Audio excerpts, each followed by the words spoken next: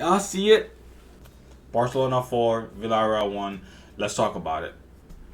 I couldn't make the video right after watching the game, but for pre-match expectations, I expected this game to be way harder because of Villareal. They've been playing pretty good this year. They were third in the league, but I knew we were gonna win because we are undefeated at our home this year. That's a trend we need to keep on going. But 4-1, pretty easy game. The first half, off rip, we had four players really looking like they were out for it today. It was Lamine, Fermin, Rafinha, and Marc Bernal. Off rip, those four really looked like they were going to have a good game, and they did have a good game. More on personal performances later on in this video, but they really had a really good game. They really had strong performances today. We had most of our hiccups in the first half, so Villareal played their better football in the first half, which was pretty hilarious since they did not score in the first half. I read the stat that Villareal scores most of their goals in the first half, and Barcelona concede most of their first goals in the first half, and Barcelona did not concede any goal in the first half for that game, which was pretty interesting.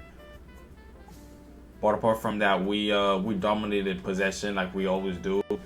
I think their game plan, like most team playing Barcelona, was to just sit deep and try to counterattack us, which they did not. To be honest, they did not play. They did not do very well. Villareal did not play a great game today.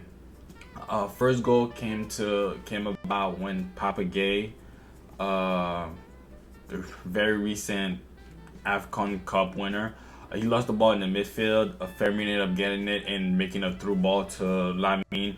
Pretty easy first goal. Pretty easy goal. Looking at the second goal, still in the first half, I think around the 40th minute, if I'm not mistaken. That goal.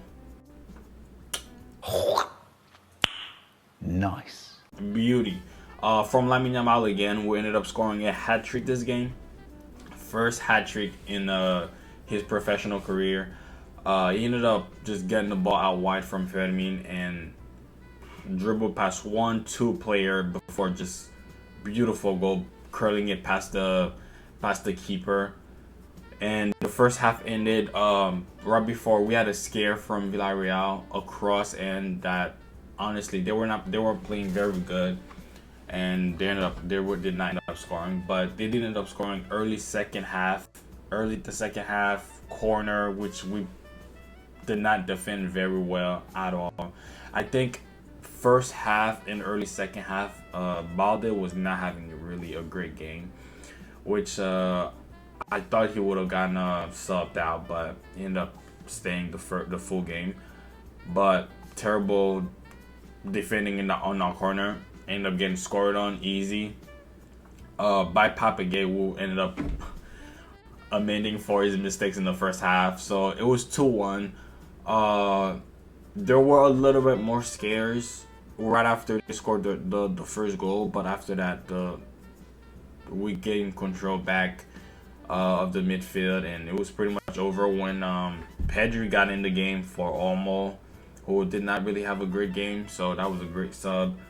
Pedri right away had a great pass, switching it over to Lamine Yamal, and also assisted Lamine Yamal later on for his third goal, with a nice through ball cutting through the midfield and the defense at once, which is, I was watching the game and I was like, that's exactly what we was missing, that creativity in our midfield, which our midfield players without Pedri is still creative, but not as Pedri. Pedri also was responsible for a fourth goal, making a 1-2 with Koundé on the right side. Koundé passed it to him, made a run, beautiful pass by Pedri, cutting through the defense again, and Koundé ended up scoring it to Lewandowski late in injury time to make it 4-1. Pretty fun, pretty easy game for us. I don't think Villareal was playing that very well. Our team wasn't playing to our absolute best, but we nonetheless played really well today. Now let's look at our player highlights. For player highlights, I'm just gonna pick 5 players who had a really good game. Starting with Mark Bernal, I was really happy to see Mark Bernal in the first half. Starting this game, he played a really good game, specifically in the first half. He was getting interceptions, pressing very well, making the right passes. But our second player highlight was Rafinha today. Rafinha played with a lot of intensity today, like he always does, pressing. Our first couple of good opportunities came from Rafinha this game. And then our third player, I would definitely say Pedri. Pedri came on and instantly changed the game. We were calmer in the midfield. Like, we weren't panicking this whole game, but we became calmer.